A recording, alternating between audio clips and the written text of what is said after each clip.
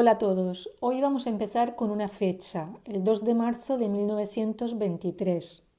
En ese día, la reina Victoria Eugenia de Battenberg recibía de manos del Papa Pío XI una rosa de oro.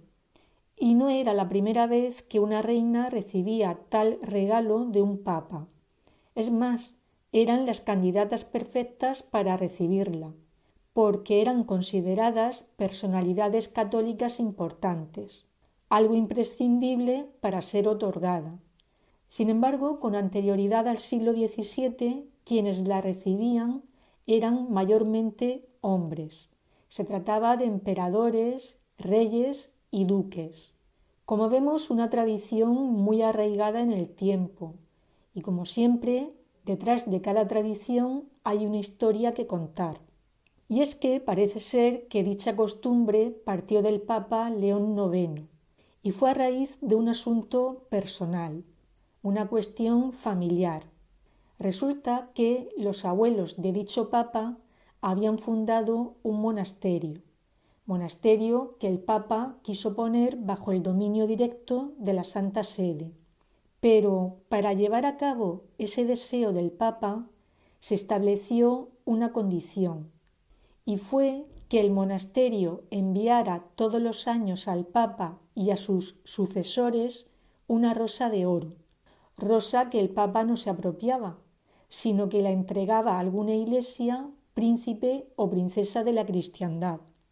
Como digo, fue el Papa León IX quien en el siglo XI estableció esa tradición, tal vez inspirándose en una práctica anterior, concretamente una que data del siglo VIII, según la cual lo que se entregaba al ilustre gobernante católico eran las llaves del confesional de San Pedro, que también eran de oro.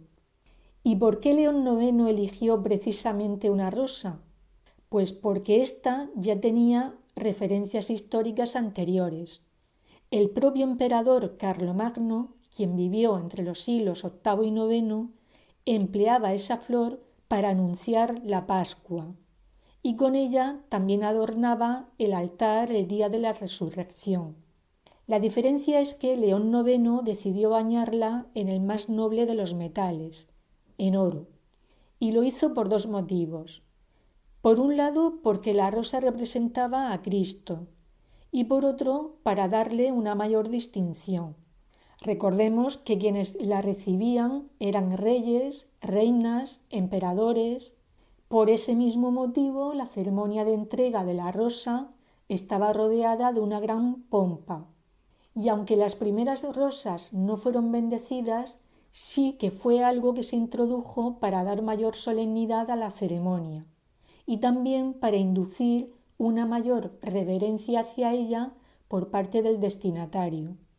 El día elegido para la bendición fue el cuarto domingo de Cuaresma, domingo que terminó por ser conocido como el Domingo de la Rosa. En un principio eran bendecidas en la Basílica de San Pedro, aunque este no fue el único lugar, porque antiguamente fueron bendecidas en la Basílica de la Santa Cruz de Jerusalén, para más tarde ser bendecidas en el lugar donde residía el destinatario de la rosa. Pero la pompa no se limitó al acto de bendición de la rosa. También se llegó a crear un cargo específico que fue el de guardián o portador de la rosa de oro. Este era el encargado de llevarla a aquellas personas que residían fuera de Roma. El elegido solía ser un camarero secreto de capa y espada. Este era un rango que existía dentro de la casa pontificia. Cuando el portador de la rosa llegaba al lugar donde se encontraba el destinatario, era recibido con gran ceremonia. En España, por ejemplo, era un grande el que, enviado por el rey, recibía representante pontificio. El grande recogía la distinción y la llevaba a la iglesia donde debía llevarse a cabo su recepción solemne, y allí mismo se hacía entrega al destinatario. La persona agraciada con la rosa la recibía de rodillas y era bendecida con estas palabras: donde quiera que llegase y estuviese aquella rosa, haya paz, tranquilidad, pureza y limpieza de alma. A continuación, la persona elegida por la reina en cuestión, o bien su capellán, la llevaban al oratorio donde permanecía definitivamente. Han sido muchos los países cuyos dignatarios reales a lo largo de la historia han recibido la Rosa de Oro. Entre ellos Francia, Hungría, Dinamarca, Italia, Escocia, Inglaterra, Polonia, Portugal, Austria. En España la primera reina que la recibió fue Isabel la Católica y la última, como dije al principio, la reina Victoria Eugenia. Pasando, y por mencionar algunas de ellas, por Isabel Clara Eugenia, quien fue hija de Felipe II y soberana de Países Bajos, Margarita de Austria-Estiria, quien fue esposa de Felipe III, Isabel de Borbón, esposa de Felipe IV, Mariana de Austria, hija de Felipe III y que fue por su matrimonio con Fernando III de Habsburgo, emperatriz del Sacro Imperio Romano Germánico, María Luisa Gabriela de Saboya, esposa de Felipe V, Isabel II de España y María Cristina de Habsburgo, esposa del rey Alfonso XII. En la segunda mitad del siglo XX, después de la reforma del Concilio Vaticano II, la concesión de la Rosa de Oro se va a dar en muy pocas ocasiones y solamente se va a conceder a santuarios o a advocaciones marianas. Así ha ocurrido, por ejemplo, con la Virgen de Guadalupe, de México, a quien el Papa Francisco concedió la Rosa de Oro en 2013.